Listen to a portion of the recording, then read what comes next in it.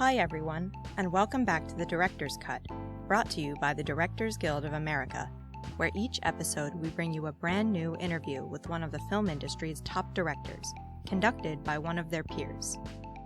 Remember to subscribe to our podcast on Google Play Music, iTunes, Stitcher, or on our SoundCloud page at soundcloud.com/thedirectorscut.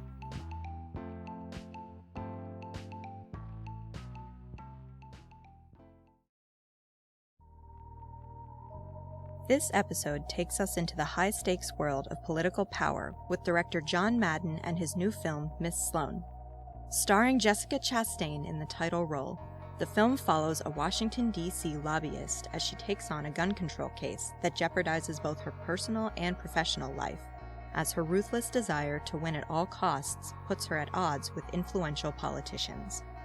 In addition to Miss Sloane, Mr. Madden's credits include the feature films Shakespeare in Love, The Debt, Proof, and The Best Exotic Marigold Hotel, television movies like The Widowmaker and Prime Suspect The Lost Child, the pilot episode of the TV series Masters of Sex, and episodes of the British television series The Return of Sherlock Holmes, After the War, and Inspector Morse. Mr. Madden was nominated for both the DGA's Feature Film Award and the Best Director Oscar for Shakespeare in Love in 1998. Following a recent screening of the film at the DGA Theater in Los Angeles, Mr. Madden discussed making Miss Sloane with director Jeremy Kagan. Their conversation included Mr. Madden's thoughts on the morality of storytelling and deciding how much information to give the audience, the need to pay close attention to the procedural elements of the film to ensure that it was accurate to the political world of Washington, D.C., and the choice to cast actors with a theater background to make sure they could handle the fast-paced dialogue of the film.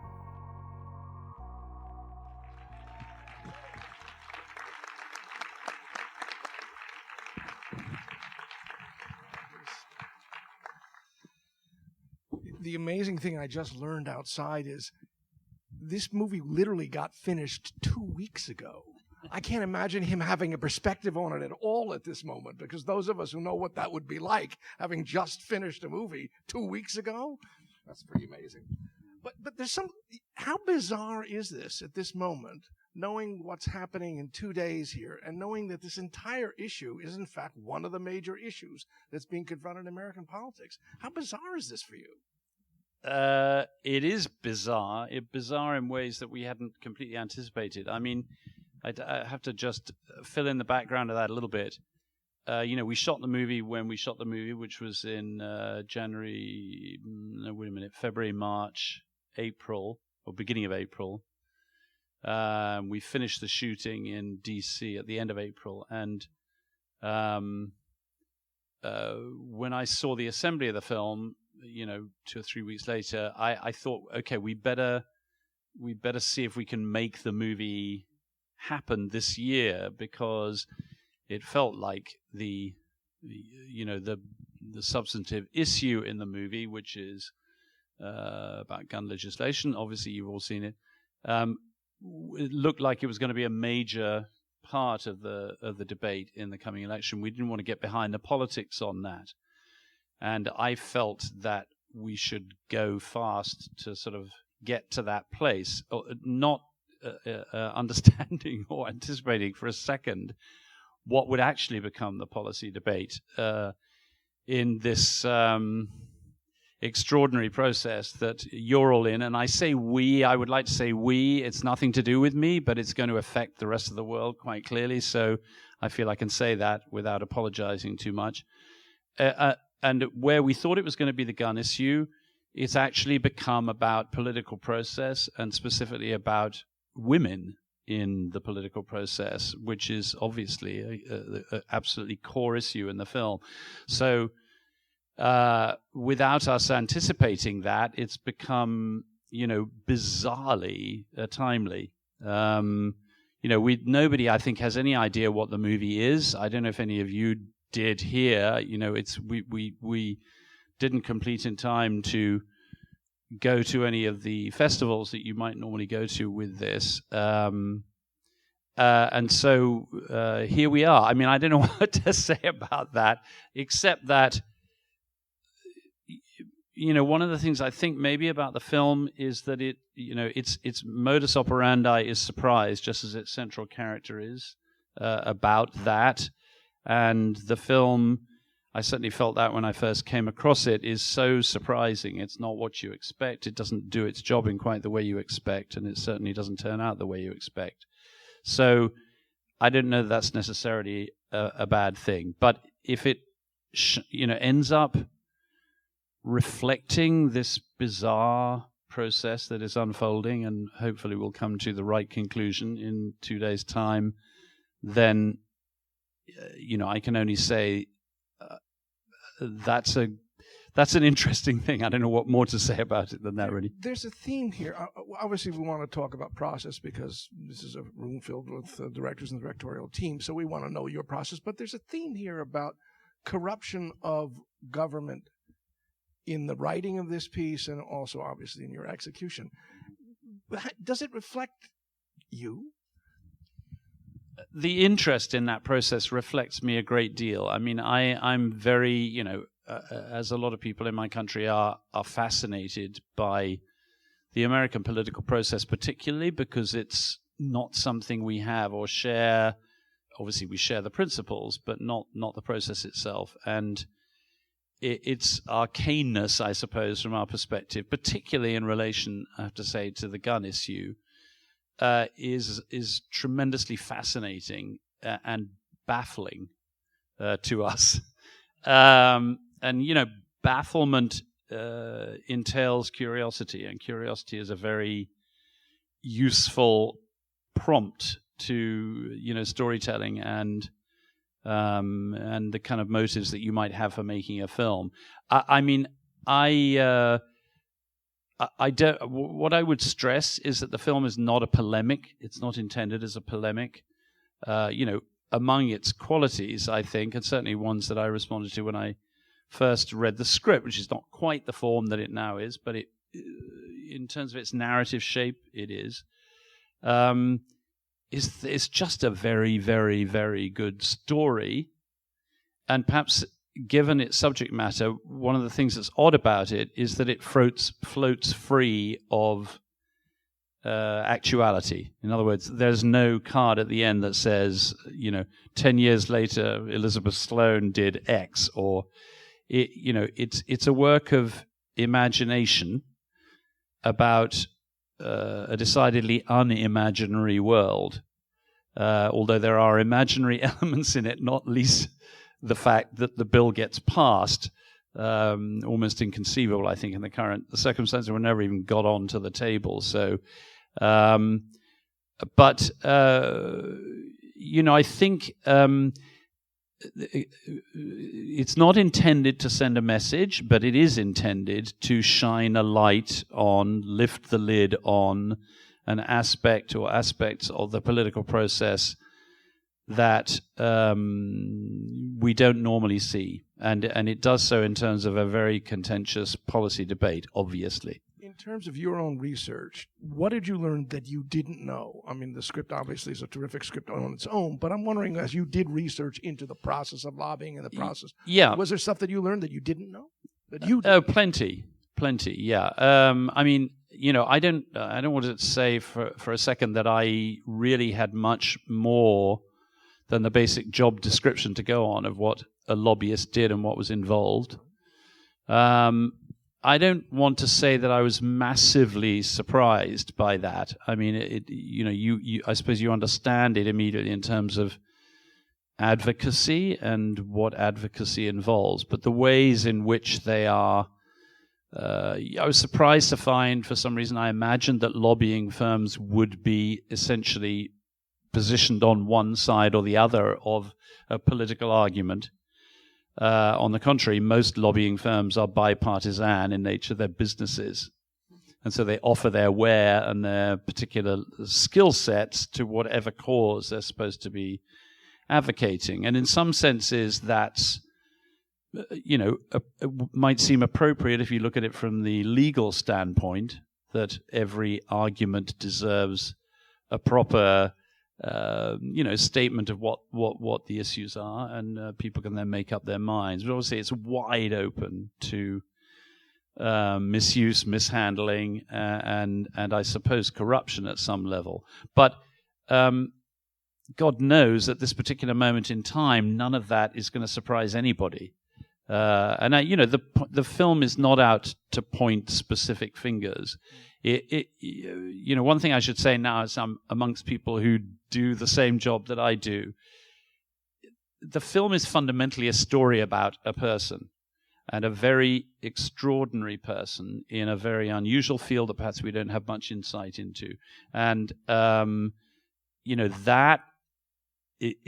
is the film, in my view, and it's my job and the way we develop the script and so forth was to make that as compelling and as layered and as nuanced as we possibly could, given that it's dealing with some quite explosive ideas, in the political realm. And the film, as far as I'm concerned, rises or falls on the degree to which an audience becomes involved in that journey, because that's what films are to me. It is obviously her journey, but there's an interesting thing about how you and also your screenwriter lead and if you will, mislead the audience. Mm-hmm. And I'm interested in your thinking about this, because sometimes when we're telling a story, we want the audience to be a little ahead of our characters, mm-hmm. so they get concerned about them. Mm-hmm. Sometimes we ride along with them and discover at the same time. Mm-hmm. And sometimes they're way ahead of us. Mm-hmm. And in this case, that seemed to be often true. And you made choices in terms of your storytelling where you all knew something that we didn't know. And I'm curious as the evolution of Okay. this. Look, I that's a very good question, a very astute question. It's one that I think, in terms of sort of morality of storytelling, is quite interesting, because, when are you cheating on your audience, withholding information that they might need in order to understand exactly what's going on, and how legitimate is that? I looked at that very, very carefully, and Johnny Pereira and the writer and I thought about this a great deal when we were working on it. And I'll give you an example about that. So, if you stand away from the film, I guess you've just seen it, the movie tells you in its first moments exactly what she does and how she operates, as she's sort of rehearsing in an almost sort of lobotomized state, I suppose, her MO. And if she is an interesting choice here about if she'd said that totally on top of what she was saying and the way she was saying, and in fact the way we see her functioning in the early part of the movie, that would tell you, okay, this woman's in total control of what she's doing. Just wait for it. This trap's going to spring. But actually, at the moment that is happening, she is virtually in kind of existential breakdown, at the bottom of a curve about who she is, what her life amounts to. In one sense, you could frame the entire film as a kind of kamikaze mission, because she's on the edge of burnout at the very beginning, and though she has gamed the idea of the strategy to the end, at least with a detonating option, which she has to invoke finally, she has no idea what she's going to feel on the way to that place. And the film resides, to me, in what happens to her emotionally as she goes through that. Specifically, the price of the collateral damage she's creating, the way that impacts on her in terms of the character that Gugu plays. And so to answer your question, it shows you nothing is untruthful in terms of the way she is playing it. There's one thing that's untruthful, acted very well by both participants, which is the moment when Jane betrays her, refuses to go with her. That, of course, massive spoiler, but you can't talk about that to anybody. It's not a but spoiler. That is their job. Their job is to act out very specific roles in very specific circumstances. I felt all of that was legitimate and part of the enjoyment of the way the story is told. Can you talk about how you worked with Ms. Chastain in terms of, I know that sometimes you're not a fan, we've talked about this, of rehearsal, but you are a fan of the transformation that an actor can go through as they discover a character. Yeah. What kind of work did the two of you do, either in prep or even during, so that she could go through her emotional evolution? I should stress, it's not that I'm not a fan of rehearsal. I'm a fan of rehearsal, absolutely, because my background origin is in theatre, as you know. So I'm totally in favor of that process. But in movies and in film work, I think it's a very different thing you need to do. You need to get the actor to the point where they are primed in terms of all the things they need to know and all the choices to tell a very specific story, which is the story of the scene that you're shooting. And that's about understanding exactly what the story is doing. So it's analogous to the process on stage. We don't need to go into all of that.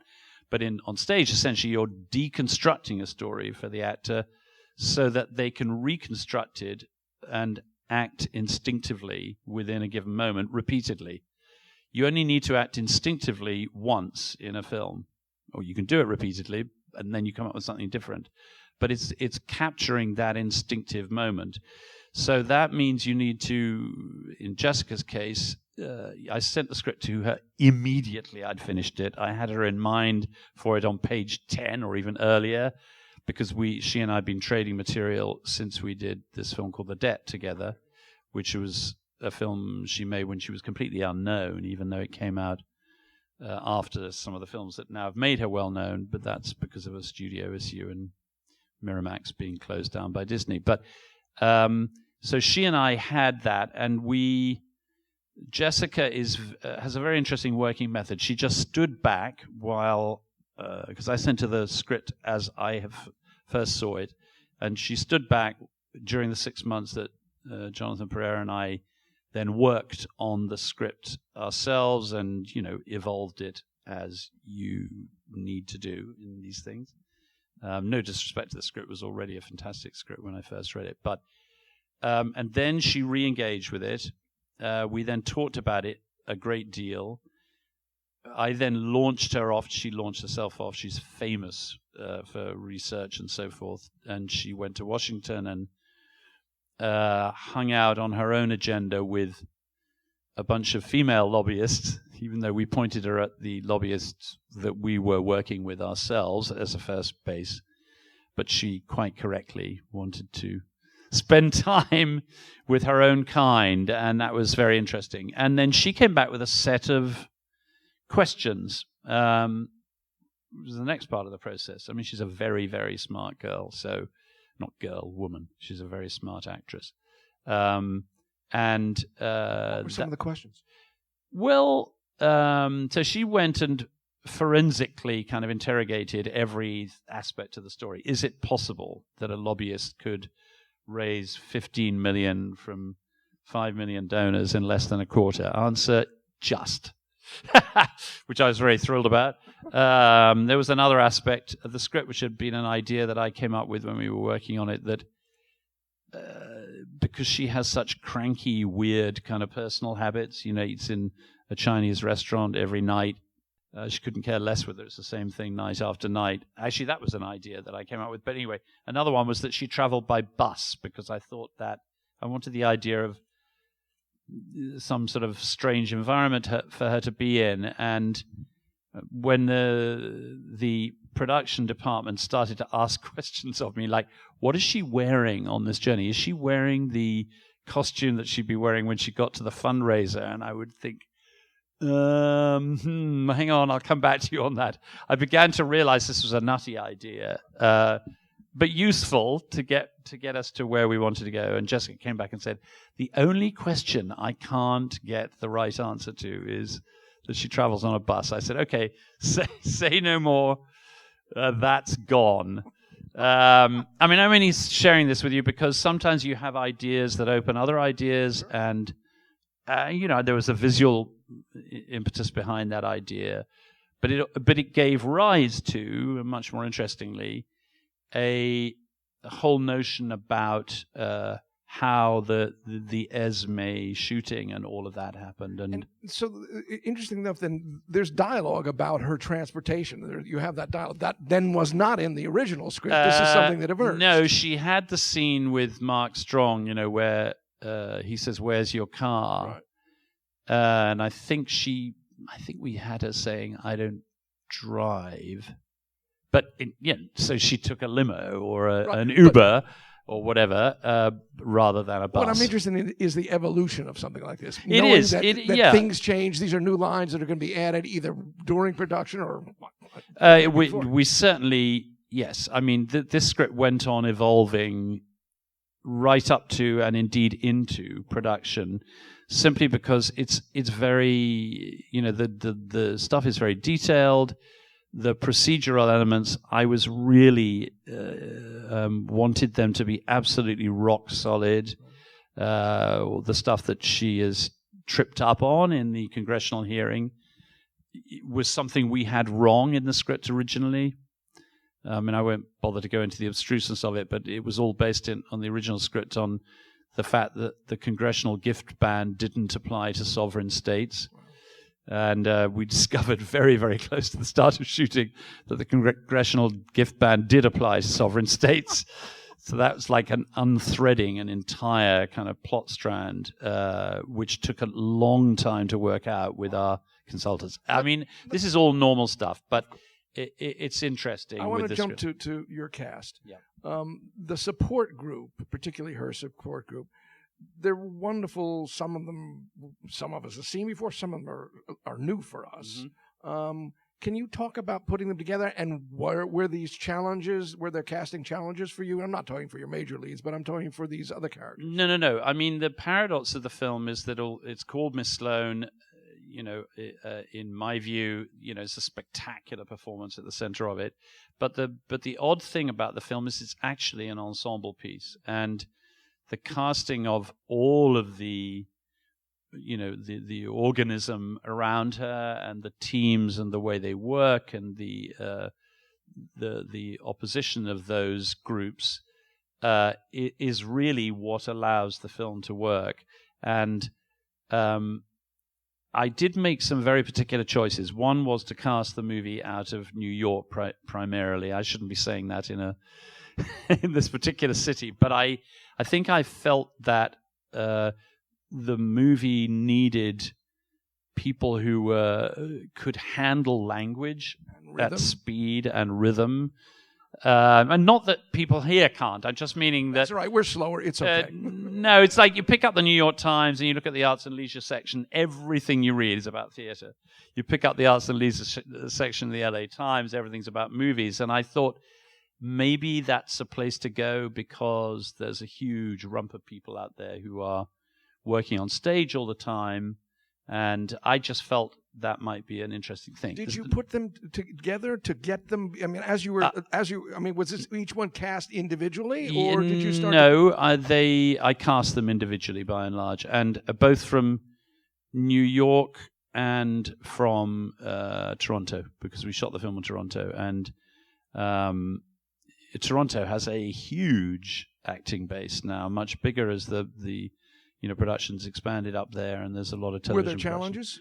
Were some roles, did you find this one's really a tougher one to fill than I thought it would be? I think, I'm a great believer in auditioning, and aside from... How do you audition? If I were auditioning before you right now as a interviewer, what would you put me through? Well, initially... initially with this, I would work with the script. There's an obvious task, an obvious threshold you have to get over with this material. It's got an unfashionable number of words, given what movies, movie law would have us think. And I needed to know that people could handle that. The same was true with long time ago with Shakespeare in Love, I thought, I just have to know that the language is not going to trip people up How here. long was the script? Because if you said the script was over 150 pages, I would say, I'm not surprised. Because No, it wasn't over 100. I mean, perhaps it was when I first read it. I think it's about 118, something like that. But equally, I knew, quite obviously it was going to move like a bat out of hell. I mean, it needed to, because that's the speed she moves at. But so just to finish off your question, I mean, I read very widely and, very productively for all of those parts. I mean, we should just take a moment here just to say, this is a pretty remarkable script, considering that this is a first-time writer and this is his debut script. I think he has a couple of sort of Nolan-esque pieces in his bottom drawer that he's never shown to anybody.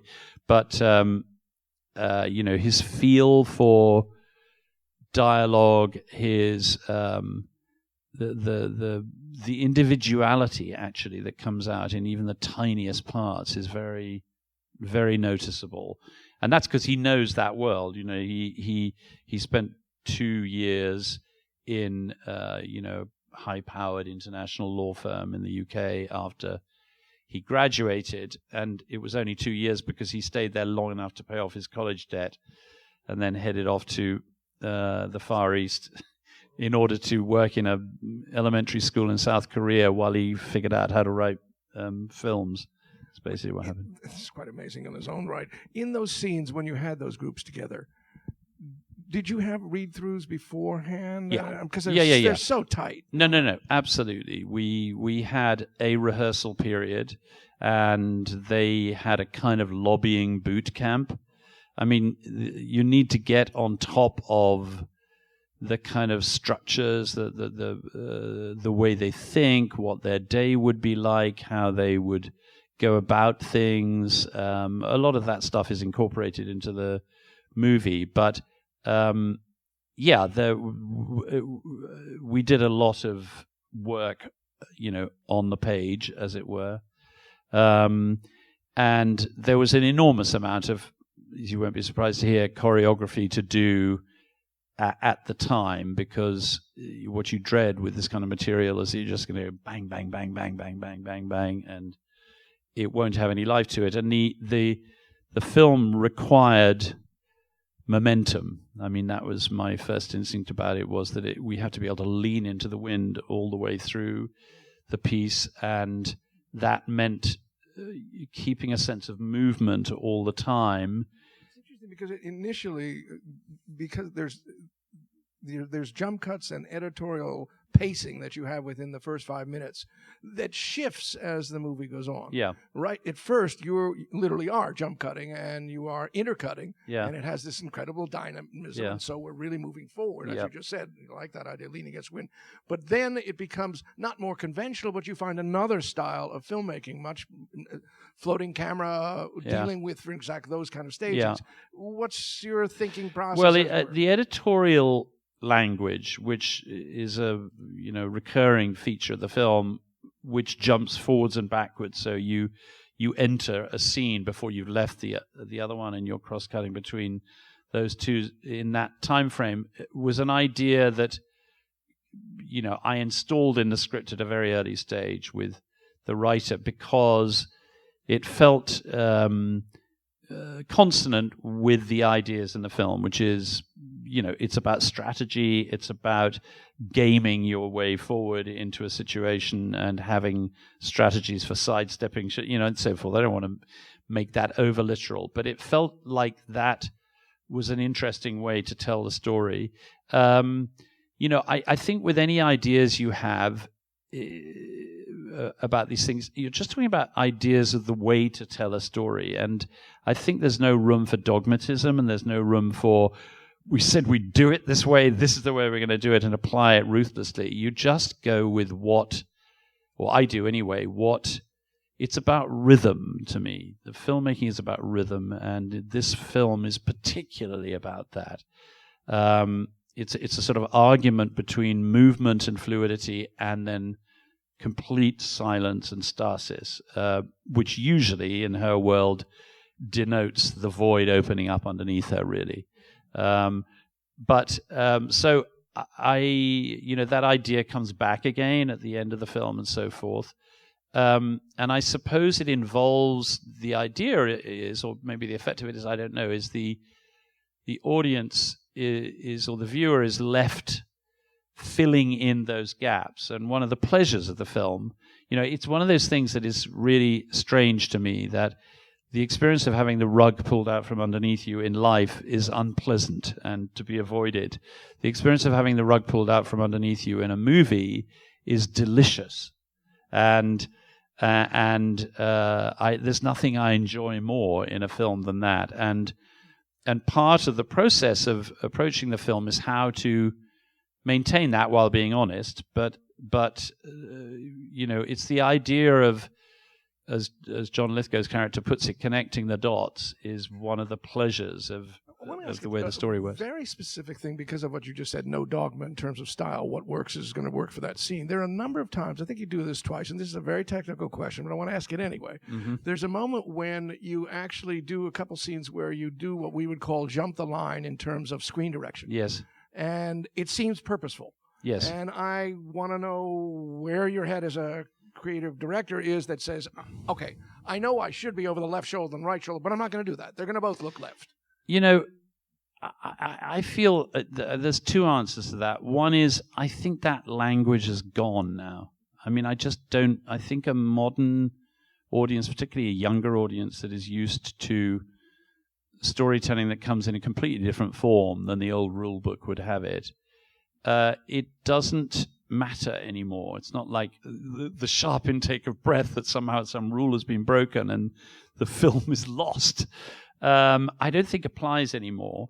But that said, there are moments when where a very, very, you get a very particular effect out of doing that simply because of its disorienting factor. So one of the places I'm sure you're talking about is when Mark Strong's character finally a line has been crossed. It's after he declares her to be a piece of work, and he says, "I'm not your fucking opponent." And because the whole movie is changing around at that moment, because suddenly she is presented with this version of herself that she can't defend or answer for. I was working with two angles throughout that, and with glass and no glass and so forth.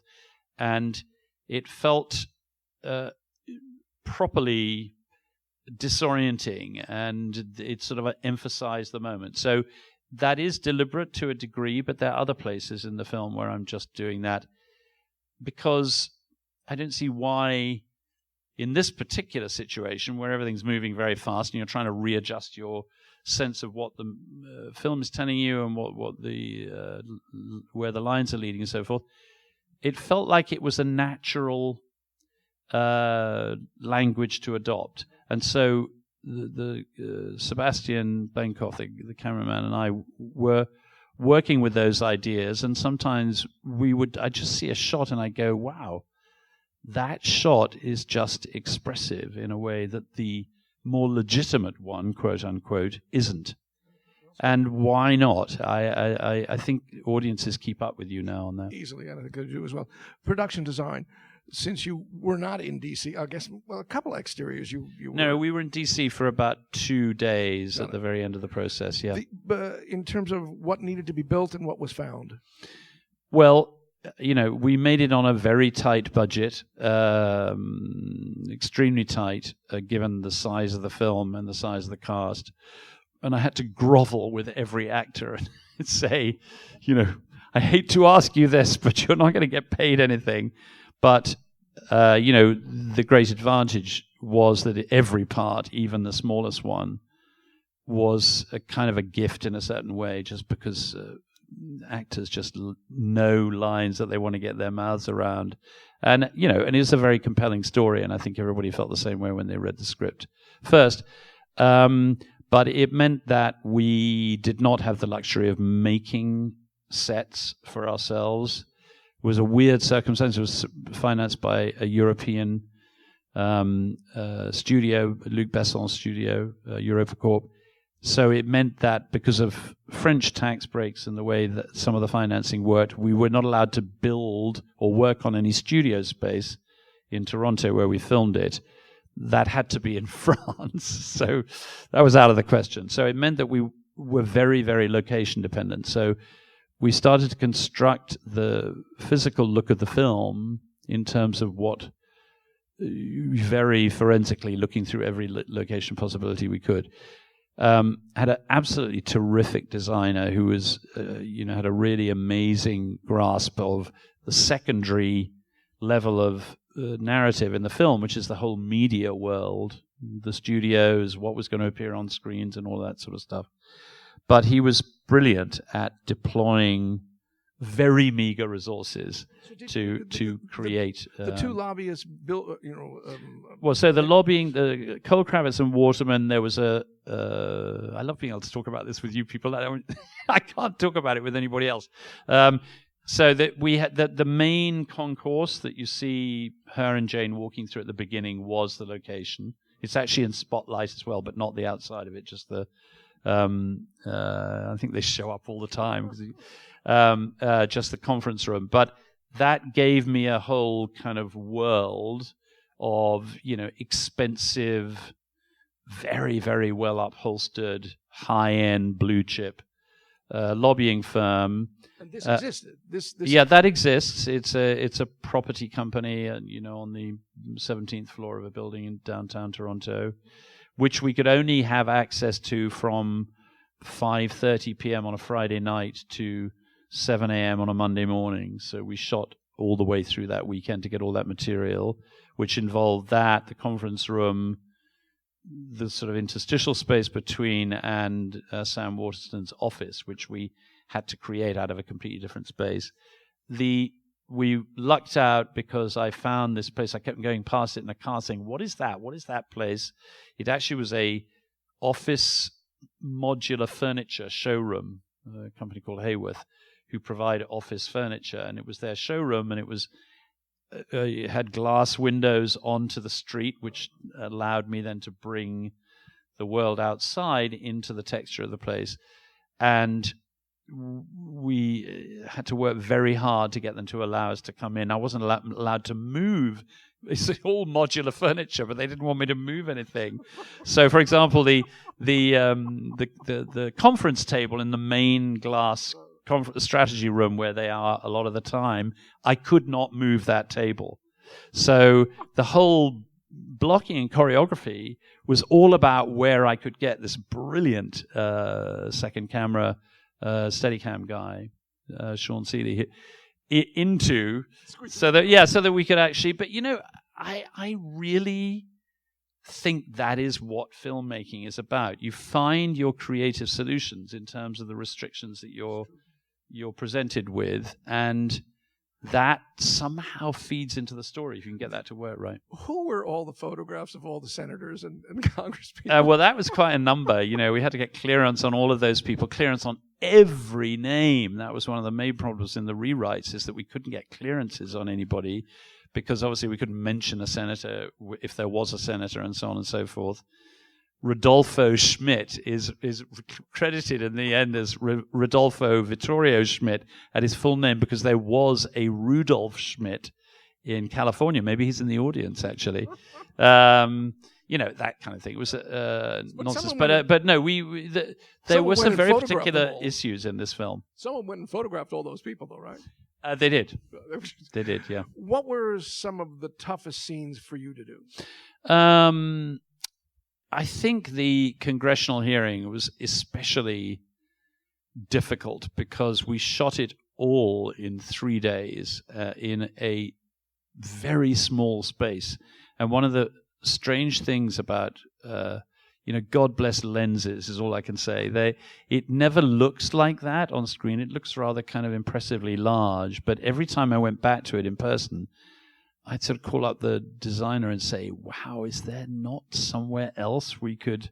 It felt very right to me, though he did brilliant things with it. It's just a sort of music recital hall as part of the University of Toronto, and it's really quite small. And we could only, University of Toronto is, of course, constantly dealing with filming applications of one sort or another, and so they have very strict rules. There were classes going on. We could only have an area about the size of, half of this stage, less than that, to work in. So I had to construct all of the shooting. If I had a crane in there and a techno crane, and getting it in and getting it out was such an unbelievable palaver and took an enormous amount of time, and I had to ship all the supporting artists out and take them onto buses because there was nowhere for them to be in. And so then everything had to go arse over tit in terms of the order of things that I was shooting, because I had to get the big shots ready together or at the beginning of every day. And we just ended up running out of time. Did you try to shoot as much sequentially as possible, just even for her?